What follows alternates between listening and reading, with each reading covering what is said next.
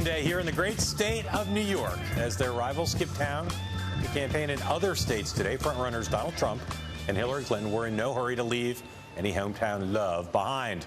Surrounded by TV cameras, both made the ritual stop this morning at their local voting locations to cast ballots for themselves, presumably. Trump here in Midtown Gotham City, the Clintons in the suburb of Chappaqua. This afternoon, I caught up with another Trump, Donald Trump Jr., with his family just a few blocks from here, while some striking Communication Workers of America protesters tried to drown us out with their horns. We spoke briefly about whether today felt different than the other election days he's seen so far. What's today like as compared to all the other days, because it's New York? It's home, right? It's always good to be home. So it's been really exciting. It's been a lot of fun. You know, the amount of support just walking down the street today is unprecedented. It's always been good in New York. Again, from both sides of the aisle, we've had this conversation. You know, just the independents and Democrats, you know, in this part of New York where there's not a lot of conservatives, you know, just coming up to me and Vanessa in restaurants and just saying, you know, we can't wait to vote for your father in the general.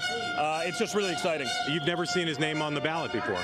I haven't. This is going to be the first time, so it's well, at least where I can vote. I've seen plenty of people sending me pictures of them voting for him, but it's going to be exciting. Wanted to bring my little one along so she can see the process, because what's exciting about this and what my father's really done is brought a lot of other people who haven't been interested in politics, getting them involved early, so it's been exciting. All right, no offense to Donald Trump Jr., but I, like you, only watched that baby. I didn't hear a word he said. It's hard to believe that just a fortnight ago, Ted Cruz and Bernie Sanders were hot off their Wisconsin primary victories. Those were the days of old when talk of Clinton's troubles and never Trump energy seemed to still be mounting. Whatever momentum there was back then has largely dissipated into the status quo ante with Trump and Clinton on top. So how'd we get here? Let's pause a moment and reflect on the post-Wisconsin two-week whirlwind, starting with the Republicans. Republicans head to New York. Trump goes quiet. No Sunday shows. Not even C-SPAN's newsmakers. But not too quiet. The only person that crooked Hillary Clinton does not want to run against is Donald Trump.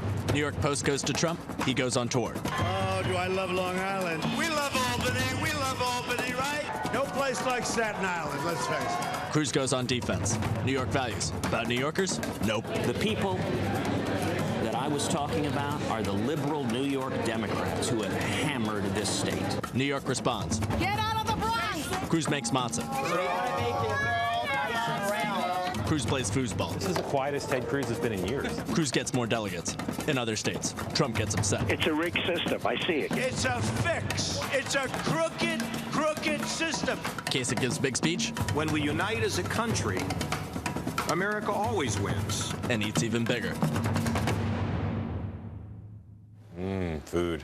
So the Empire State frontrunners are striking back, starting. An indiscriminate food thing? There was no particular thing he was eating that a lot of food. Okay, all right. Massive food. Okay. Trump has struck back. He's in a much better position in almost every way than he was 2 weeks ago. So what has gone right for Trump? How did he right the ship post-Wisconsin? Well, there are a lot of things have gone right for him, and we can disentangle them. I will start by saying that he executed with a kind of deftness that has been not one of his strengths. Deftness has not been his thing. Very deftly executed a jiu-jitsu move while Ted Cruz has gone around the country, beating him, playing the inside game, getting delegates out of states like Colorado, Wyoming, other places.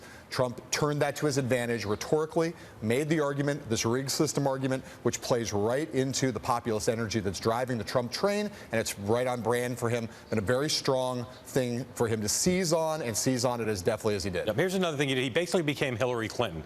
He acted like a New York incumbent. He campaigned around the state, talked about his love of the state, said it was great to be home, message discipline, put his staff in place, and basically said, you all do the staff stuff, let me worry about being the candidate. And he had a line of attack on his rivals that he consistently hit to try to put them on the defense. Add two more things here. He also has started the professionalization of his staff, which may be too late, but for the media audience has meant a lot because he's gotten a lot of kudos from people in our business. Yeah. And the other thing, of course, is message discipline. He stayed off Sunday shows, hasn't gone on rants. Everything he said has been directly on his message and has not said a lot of things that have been stray comments that have gotten him in trouble. The other thing is he said no more debates. He has stayed away from letting his rivals engage him on their terms. He has avoided playing into their hands. And as you said, driving this message about the system being rigged, the press is largely sympathetic to that, and it's worked for him. All right, as we mentioned, Donald Trump's opponents all have failed to capitalize on that special moment right after Wisconsin, when the Republican frontrunner was clearly as his most vulnerable. So, John, the past 2 weeks, we just talked about what Trump has done well. What have Cruz and Kasich done weak or wrong to fail to try to capitalize on what happened in Wisconsin? Well, I'm going to violate the tenets of the question, at least on Cruz. I got to go back to Iowa in the comment at the obvious thing, but I got to say it. The New York values thing, he got himself in trouble with his myopia, not understanding that New York might matter. It put him on defense the entire 2 weeks. You could say what he did wrong was he didn't come in with a great plan to deal with it. I agree. He came in and he flailed around. He tried different things. Nothing really seemed to work, and that clearly hurt him. What about Kasich? Well, and I think Kasich has been, as often has been the case with John Kasich, is he is not. Cruz did not have a plan to deal with that problem. Kasich has had no plan whatsoever that I can discern, apart from joyously going around New York eating food, which, again, I'm all for.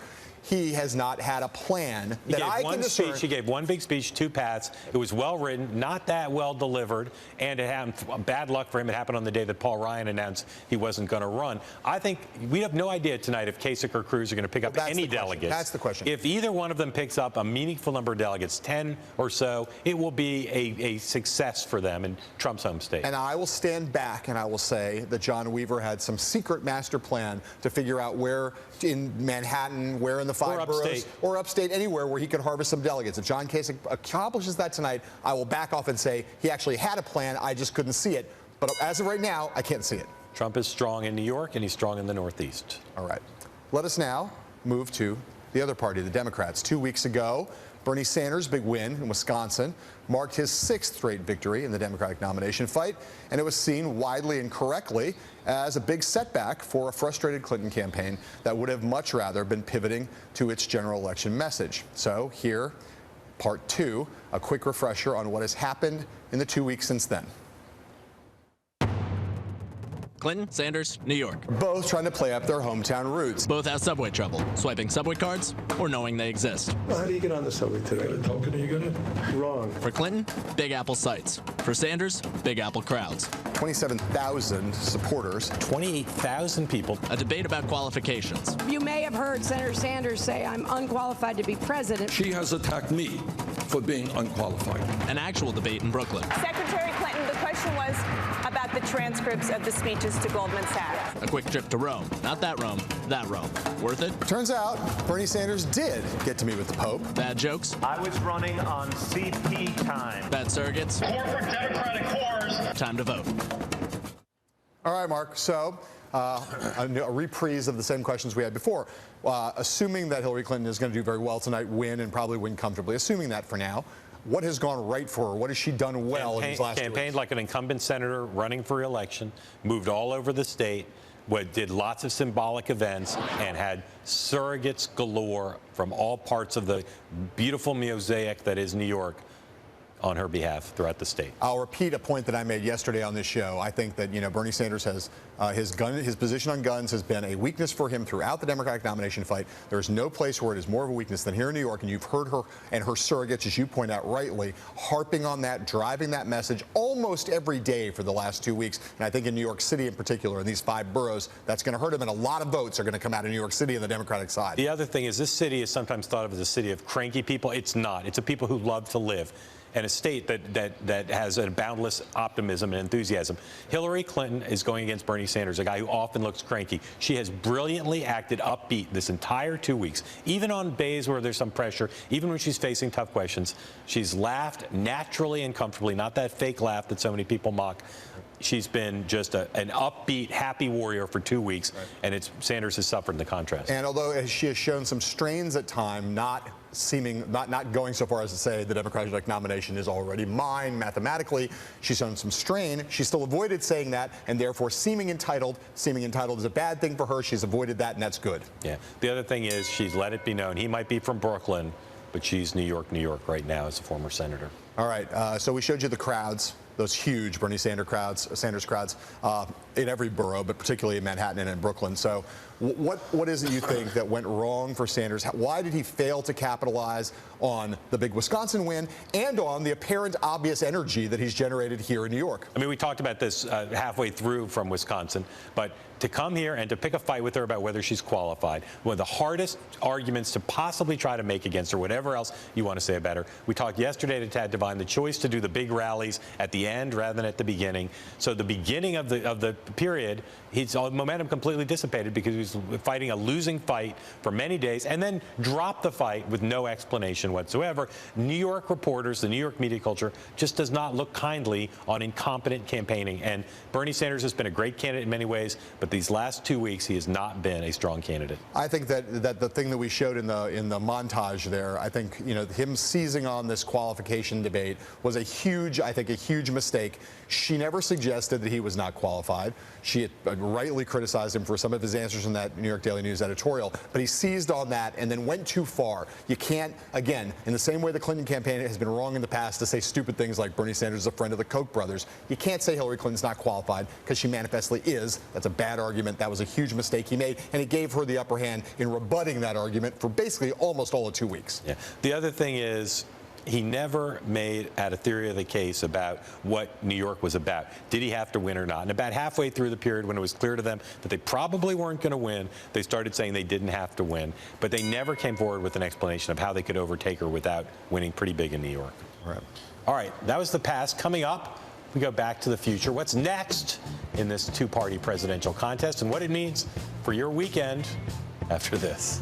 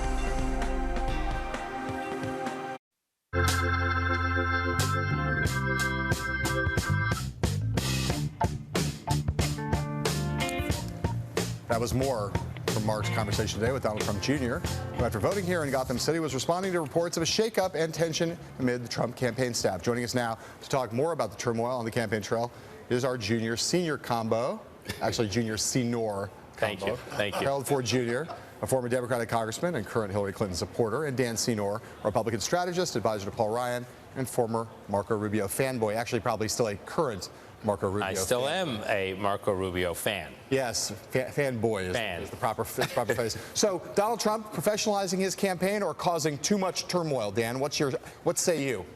Oh, he's definitely professionalizing his campaign. I mean, I agree with you guys that he's done a lot right over the last few weeks, including at the same time getting all the rhetorical bang for his buck by claiming how the whole system is rigged while he's hiring people who are very effective at rigging the system. So he's professionalizing. He's done some other things right.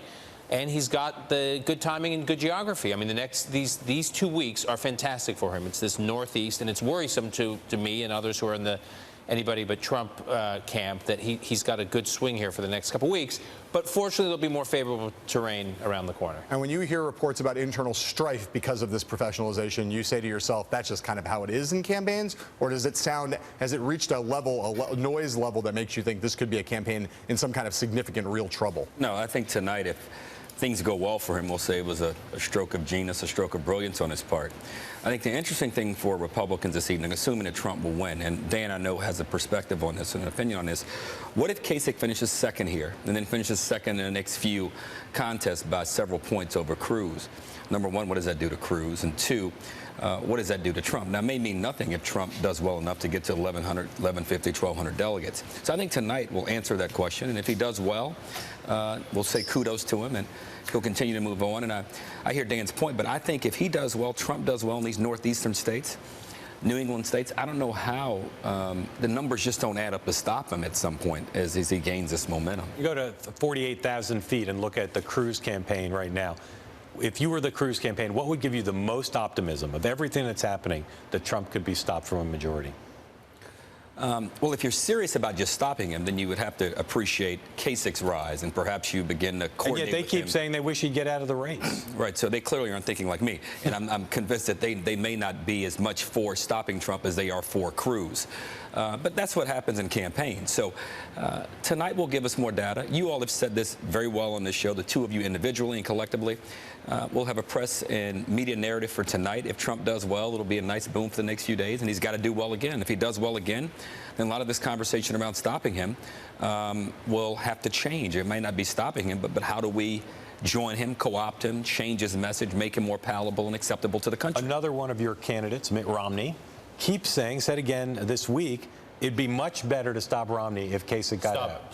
To stop Trump. I agree with Romney on that. You agree with them? Yes. Look, on balance, I think there are places where Kasich could come in second and kind of jam up the narrative a little bit about Trump. So I don't want to understate the importance of that.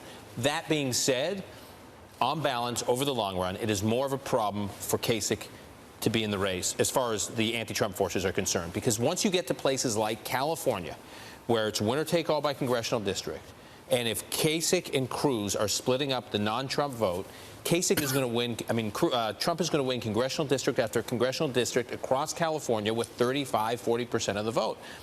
It's a huge problem that Kasich is in this thing. I don't understand his game plan, quite frankly. I mean, maybe he hopes that he's in the game and on successive ballots he can play for the top slot, but he's probably more positioning himself for VP, even though I know he says he's not. He's probably positioning himself for VP with Trump or Cruz. There's no real path to the nomination for him at this point, and I just think he's a spoiler. But isn't California the perfect case, the perfect place, and the perfect case for open coordination between Cruz and Kasich? It seems to me, you look at those 53 congressional districts and you say, if you were Cruz and Kasich, you'd say, you guys go fight in these 12, we're going to fight in these 8,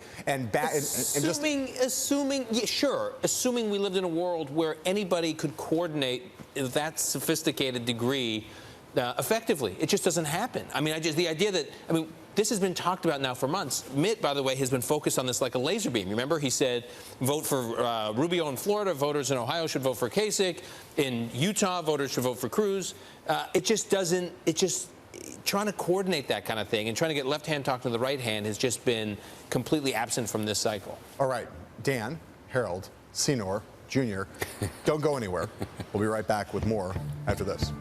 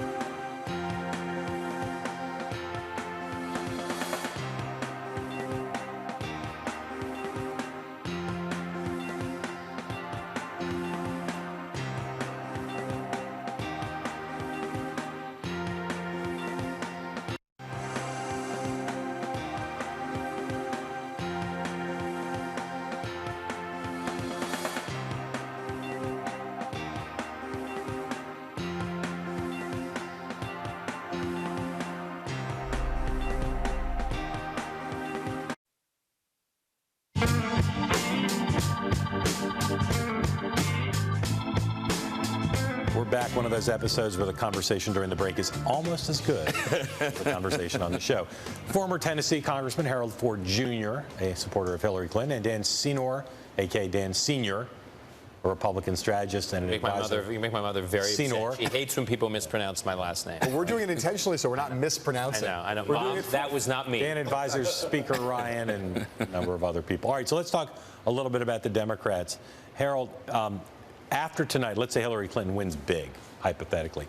Do efforts to force Sanders, if not out of the race, but to stop attacking her, to stop doing things that will make her a weaker general election candidate potentially, do those step up after tonight? Well, what I hope steps up is his awareness and realization it probably doesn't happen in terms of being the nominee. Let's not get ahead of ourselves. I think my candidate will do well tonight. We'll wait for this evening. But assume she does, I would hope that Senator Sanders' interest and intention on beating a Republican and ensuring that a progressive gets to the White House will overtake everything. I understand. The emotions are running high. But do you predict that the Claire McCaskells of the world will start to speak out and say, come on now, back down, this thing's over? I anticipate all of that, but I think the real effort has to be, and the real focus has to be, what happens with his supporters. Bernie Sanders can say, I'm for Mrs. Clinton, I'm for Senator Clinton, I'm for Secretary Clinton, but we have to make sure his supporters feel as much a part of this campaign and this effort to ensure the progressive values and a continuation of the things that President Obama's worked on for 8 years now, for 7.5 years. So that's where the focus is. Good luck with that. Well, but understand, a lot of that organized will be around, look whom the other side is putting up in the threat that poses to the progress and the gains that we've made. Right. And I think Senator Sanders is a believer in that as much as he is a believer that he should be the nominee. We've had 2 weeks to compare a little bit side by side, Trump and Clinton, the potential nominees of both parties. Has she looked formidable to you these last 2 weeks as a potential general election opponent? I still believe that Hillary Clinton is extremely vulnerable. You know the data. Her negatives are as high, close to as high as, Donald Trump's and Ted Cruz's, for a whole host of reasons. She's a weak general election candidate. I think just about any Republican candidate who ran the cycle but is the could last have been 2 her. weeks No, change that? Only the realization that Donald Trump is stronger than I expected, and will be over the next couple of weeks. That will give him momentum. I no longer believe that he has to hit 1237. I think if he comes in just shy of 1237, it's going to be tough to stop him at the convention. Not impossible, but tough.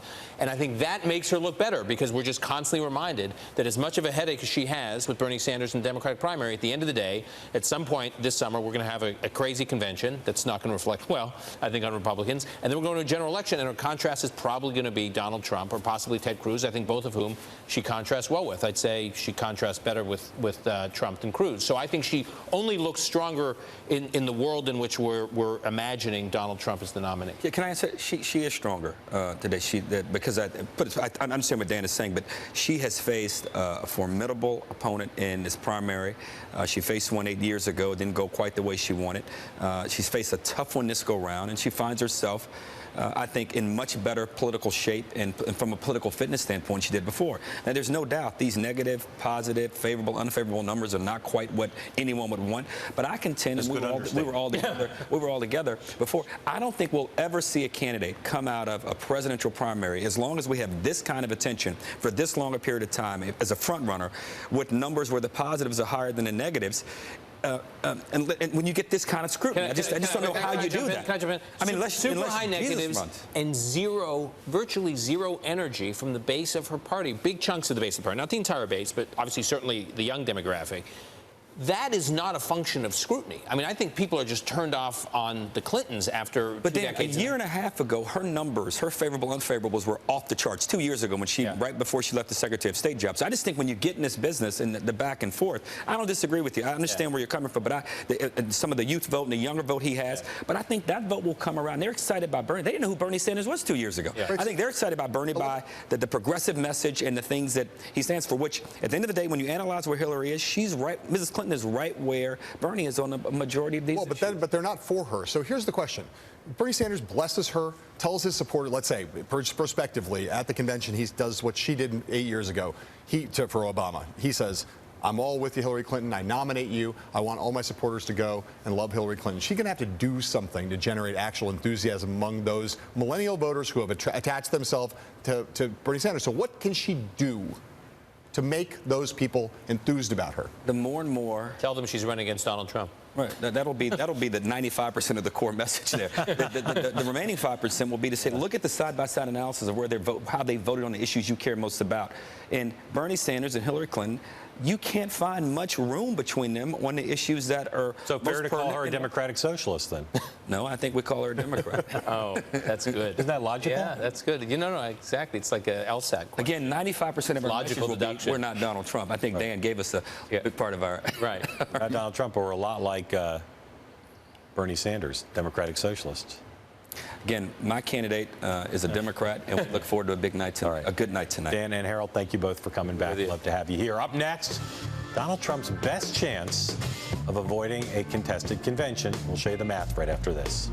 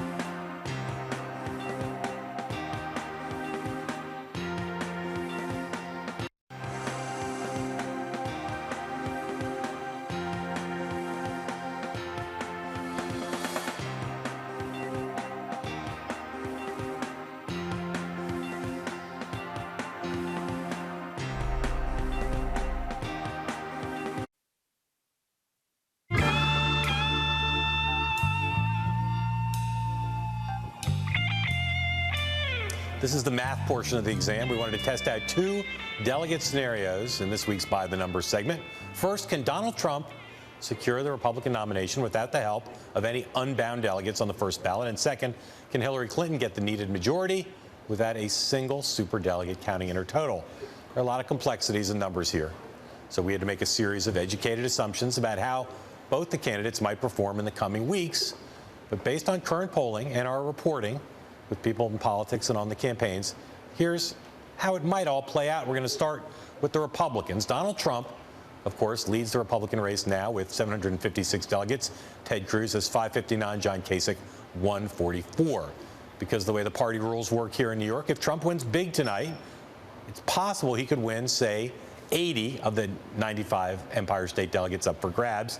That would bring his total to 836. In order to reach the 1237 he needs to avoid a contested convention, Trump would then need about 56% of the remaining delegates. So how does he do that? Is that feasible? The answer starts in the Northeast 1 week from tonight. 5 states are voting on a week from today. The public polling there, not in every state, but what we see shows that Trump is leading in these northeastern states. There are 172 delegates up between them.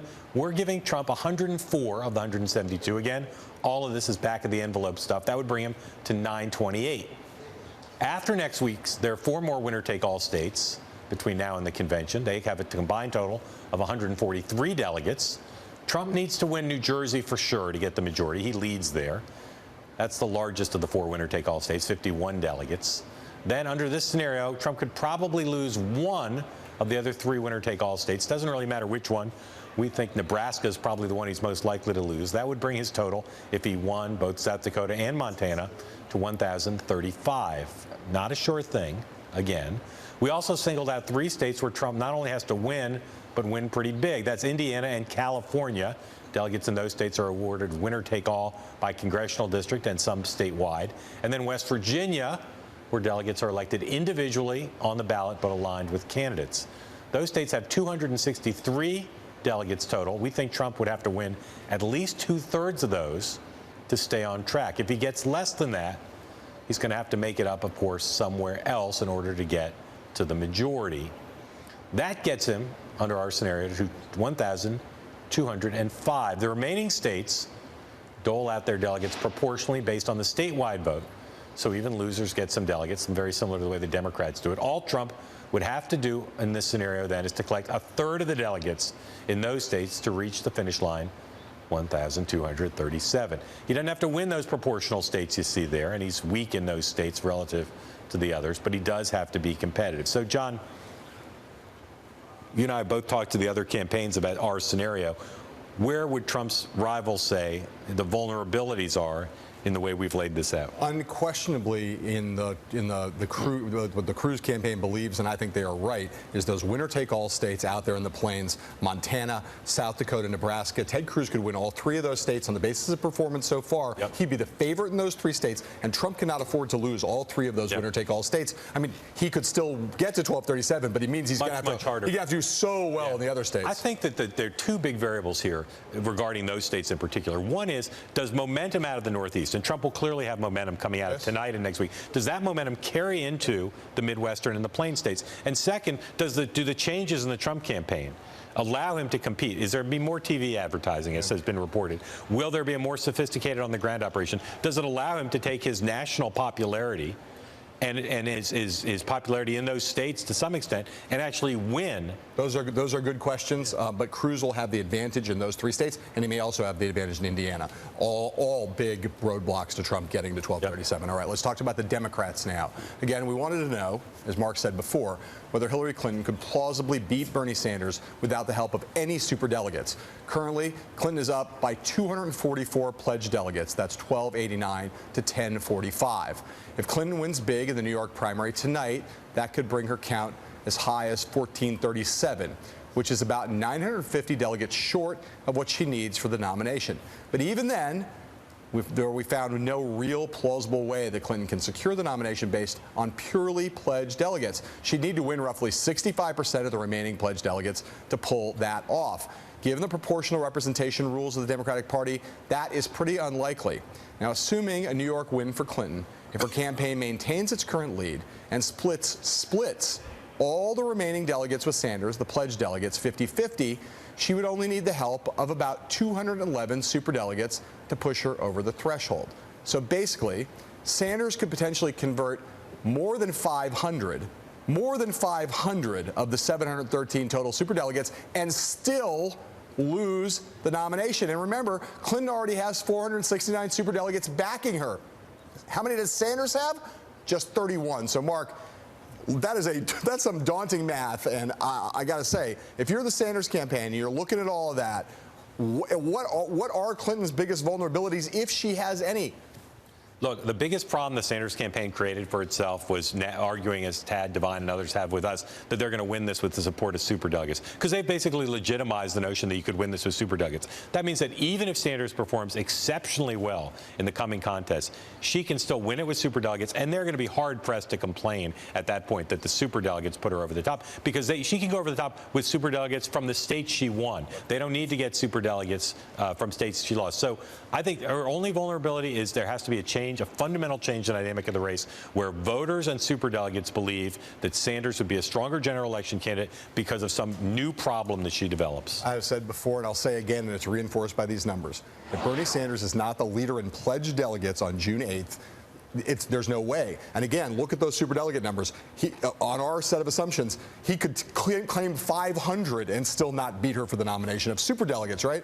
So he got to have the argument. The only way he can do it is if he's ahead in pledged delegates, and that means he's just got to have some blowouts. And I don't see vulnerabilities for her, but he's going to have some blowout wins. Tad Devine thinks there are some places where he may have those blowouts, but boy, it is a big, tall mountain to climb. No matter what Bernie Sanders' friends say, no matter what his fans say, it is a tall mountain to climb because of the way these rules work. If he has a good night tonight and a good week, and then a good next Tuesday, he can tighten this thing up, and then he's within hailing distance. But it's still very hard for him to overcome where she is. All right. We want to thank all of our high school algebra teachers for making this segment possible. Coming up, a political conversation that requires no calculators. It's all open book. Howard Wolfson and Kim Alfano join us after these words from our sponsors.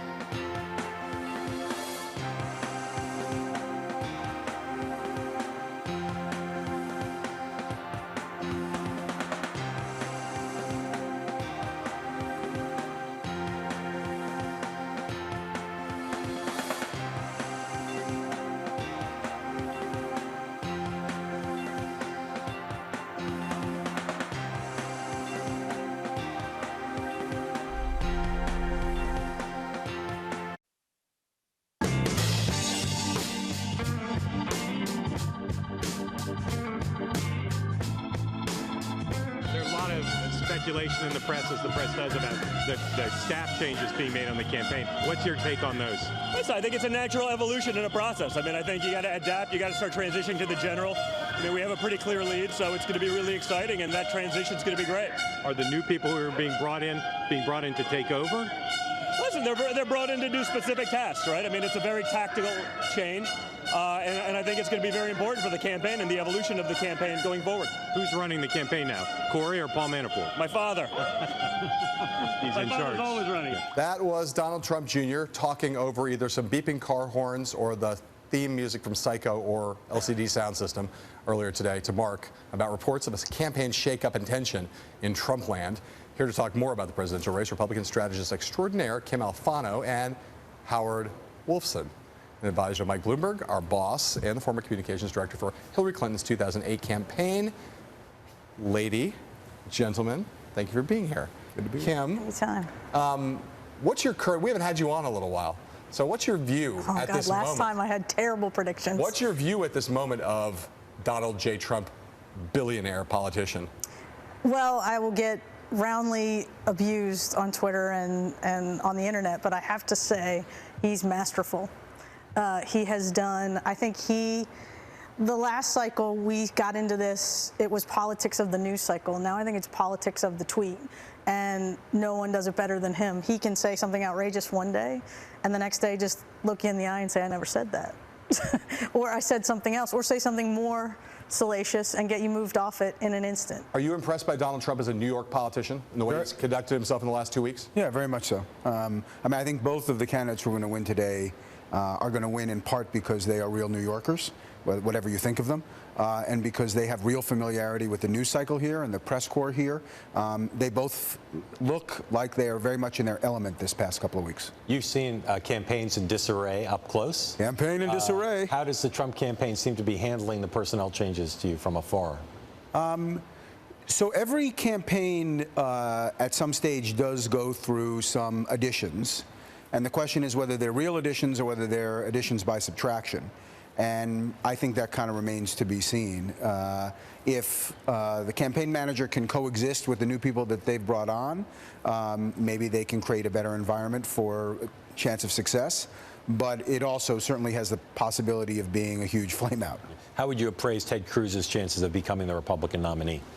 I'd say 50-50 at this point. I mean, I think that like I said, this is uncharted territory, and it's about the mastery of the process, which hasn't been defined yet. So Ted Cruz is doing a brilliant job of talking to delegates and going out and sort of the traditional ground game on steroids, I guess, now for this. But I don't underestimate Trump's ability to say you changed Rule 40 or you know, something to hijack it back. I'm going to ask you this question. What do you think is the biggest, two-part question, what do you think is the biggest mistake that Sanders made in the last 2 weeks here, Bernie Sanders?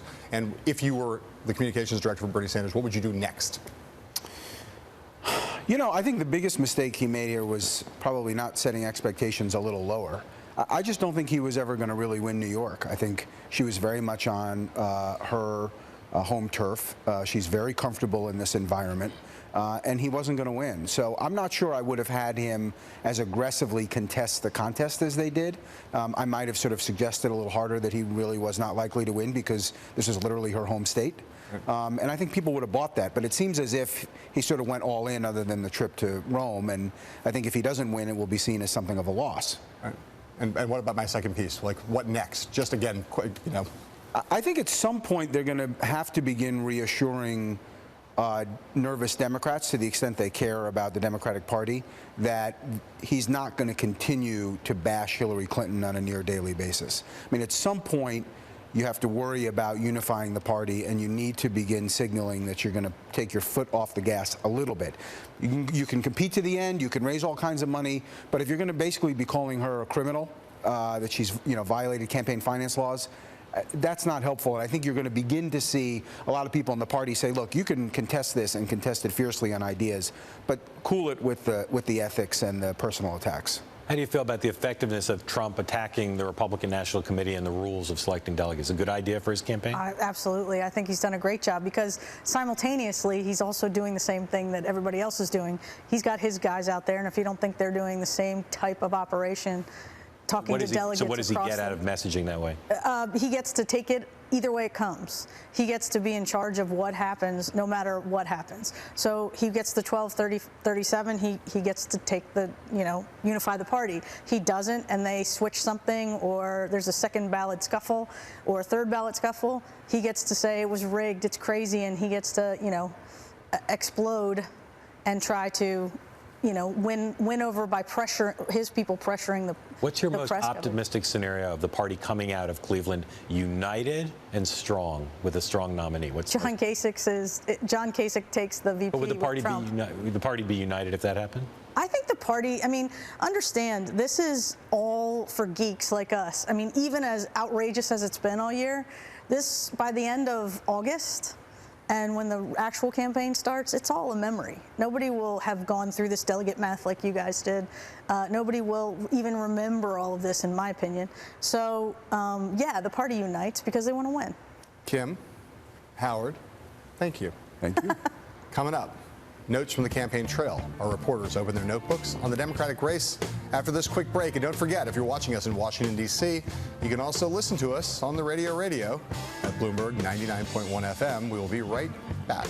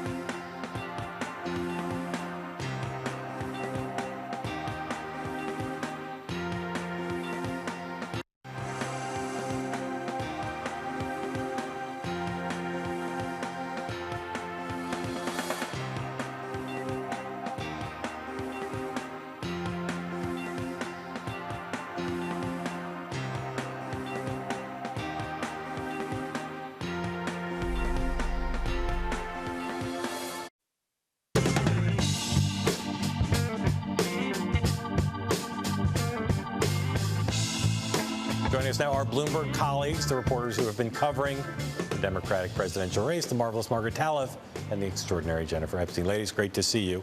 I want you to debate this topic amongst yourselves. Does Hillary Clinton seem like she's in a good mood this week? Yeah, she's eating ice cream. She's walking around with her hot sauce. But she's trying not to be in too good of a mood just in case it's closer than she wants it to be. I think she's in a great mood. It's almost over, right? You've watched her regularly. She seems like she's in a good mood? She does to me. Yeah, no, she definitely seems to be very much like just ready to be done with this in a way, but also at the same time knowing that she has to go out there and continue to look like she's working hard. You know, but she does seem to be enjoying every moment of it as much as she possibly can figure out of it. She was in, Flushing yesterday. She got bubble tea, and that she definitely thought it was. I think thought it was weird. Like she called it like chewy tea, I think.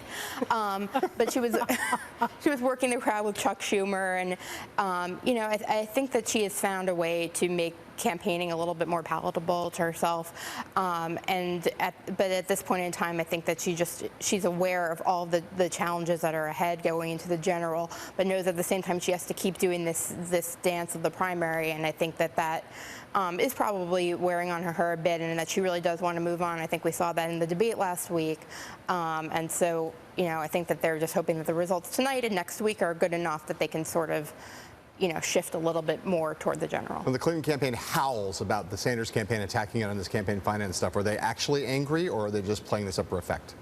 Actually, I think they are angry. I think they think, on the one hand, they're the ones doing the party building for the Democratic Party, and Sanders is doing none of it, but continually giving them a run for her money, and then turn around and complain about the fact that she's got joint actions, with the party. On the other hand, of course they got to howl about it, because if they don't, it gives credence to what he's doing, and then maybe there's a last-minute issue. You don't want it to get too tight in New York if you're her, because, obviously Sanders would want to win, but if he can't win, if he can make it close, it gives him, again, the argument to keep going on, and they don't want that. Yeah, the thing in New York in particular is that all the public polling has had her up by 10+ points, other than like one Gravis poll. And I think that the campaign senses that this is going to probably be tighter than that. And it's like a 2-point race, Yeah. It's not a winning night for her, even if it's a winning night for her. So Joel Benenson was on TV earlier today saying a win is a win. But, with all the expectation setting, the fact that she won two elections here, that Barack Obama didn't campaign against her at all here in 2008 and was 57-40. Sanders is in another state right now. Yeah. Like, if he thought he was going to win, he'd be here, right? What's up with the big dog? Well, I saw him last night at the Fitzpatrick Hotel. They had this big Irish Americans event, and Irish Americans seem to be like one of his key outreach groups. That they still take so much credit for what he did in the 90s, and he did another Irish American event last week. He has been kind of a little bit of a mixed bag on the trail recently. His interactions with Black Lives Matter protesters have ended up kind of creating some problems, not just for him, but for the whole Clinton campaign, and have kind of created a pall of, forcing Secretary Clinton to go back and have to talk about the crime bill again and again, when she would rather talk about her... Almost anything else. And almost anything else. Certainly her plans to go forward on that stuff. So that's kind of been where it's been lately. Yeah. All right, Jennifer and Margaret, thank you. Enjoy tonight's coverage. Coming up, the most famous hands in American politics are at it again. This is a Trump Not thing. these. I hear Stay Trump tuned coming. For this. Here comes Trump.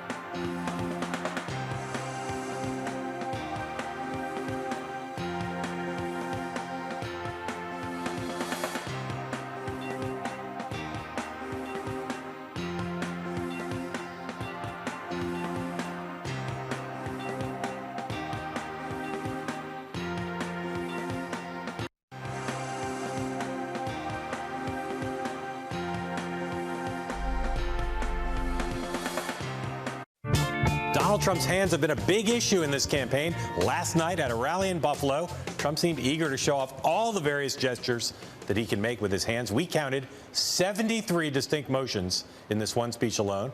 We've compiled and named many of them for a brief performance set to the classic tune, the Blue Danube.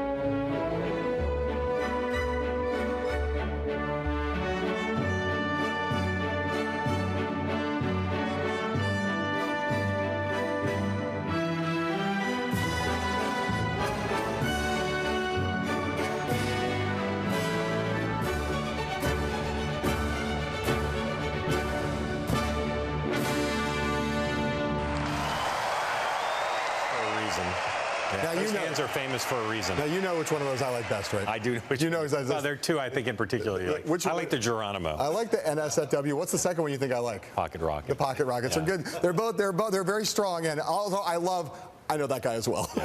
Our thanks to our brilliant colleague Matt Negrin for putting that together and naming all those things that are now become internet staples. Matt Negrin is great. Visit BloombergPolitics.com for all of tonight's coverage of the New York primary. Coming up on Bloomberg TV, Emily Chang speaking with Congressman Tim Murphy. That you will not want to miss. And you're not going to want to miss, as I said a second ago, all of our coverage of this New York primary. Big primary. Polls don't close till 9 o'clock Eastern time, and they report late in some parts of the state. So if you want to know who won and the final tallies, you'll need to take a nap. Is there any chance in your mind that Bernie Sanders shocks all of us and wins this primary? I'm too old to predict. I'm not asking you to predict. I'm asking you if there's any chance. It's the same thing. We talk about that kind of stuff all the time. Is there any chance? We'll see. We'll wrap up, though, tomorrow. I'm going to be watching these results tonight because it's my home state. Until tomorrow, sayonara.